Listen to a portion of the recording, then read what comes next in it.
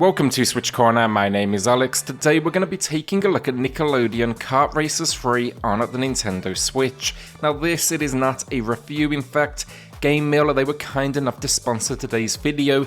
They asked me to give you all an overview of this experience and basically everything that is included. So with that, hit subscribe, join us here for reviews and deals daily, and let's get started.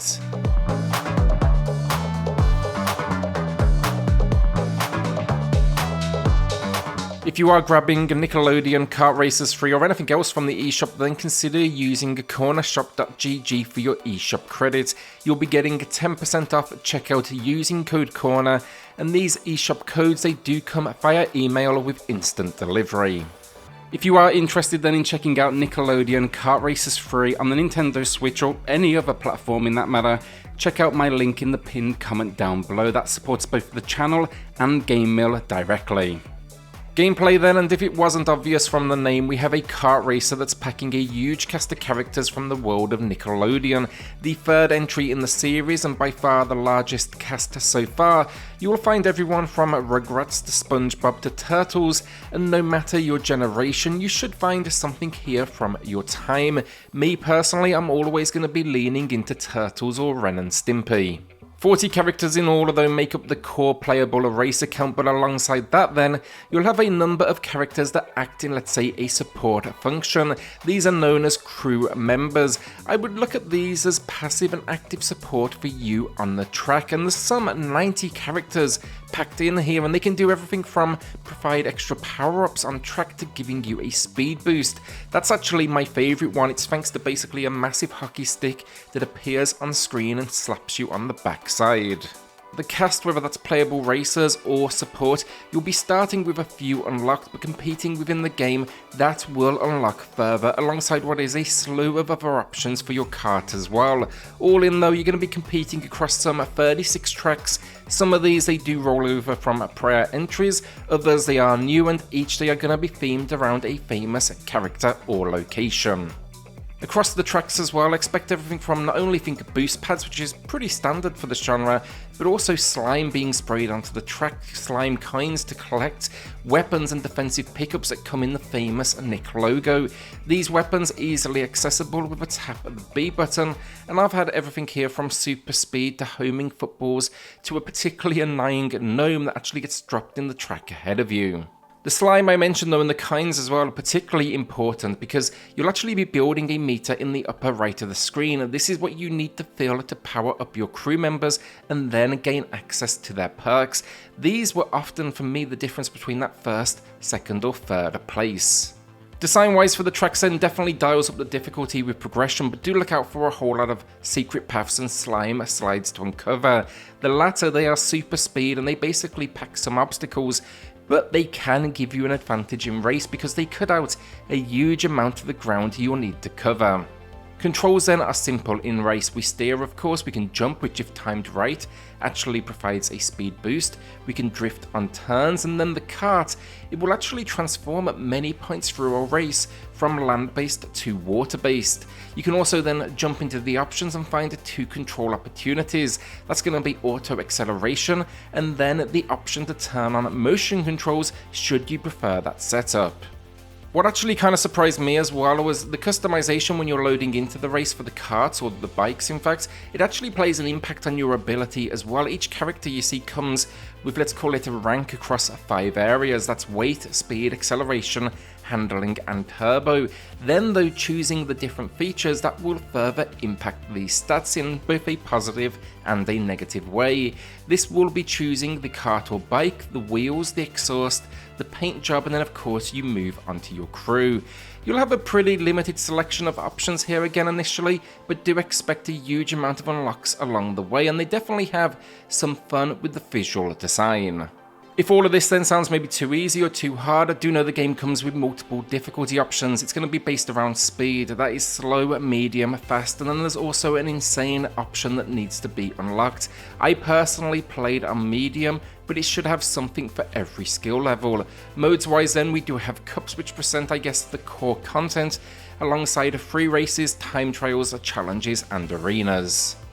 While most modes are self-explanatory, then cups, it's going to be 10 in total, packing 4 races each. The footage you're seeing today, in fact, it's from the first couple of cups.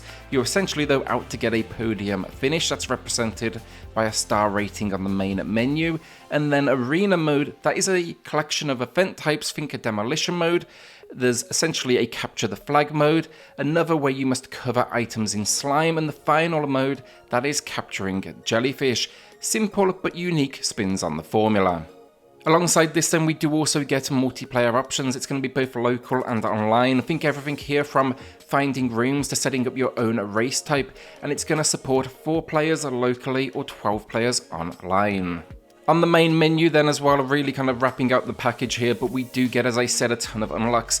These will actually be accessed from the garage. Each race and completion, it gives you an opportunity to earn these slime tokens. These in turn are traded for new items, racers, and yeah, cost-wise, the racers, for example, I feel like that's the big one. It ranges from around 125 slime tokens to 200. It then kind of varies from there for the kart customization. It does at least though let you choose what you are aiming for, so it keeps the concept nice and simple, and you can always work towards exactly the build you want. It's also worth noting then the game, it's currently targeting a plus 30 frame rate, but right now as it stands, it's running with an unlocked option, so it will be working around what is occurring on screen. They've also then stated a patch is due to drop, though the content at this point is unknown.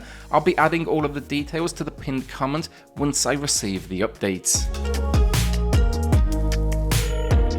Packages then, there's currently 2 variants available for Nickelodeon Kart Racers 3. That's going to be the base game as well as the Turbo Edition. The base game, that is $49.99 USD or your regional equivalent. Then for the Turbo Edition, it's going to be an additional $10.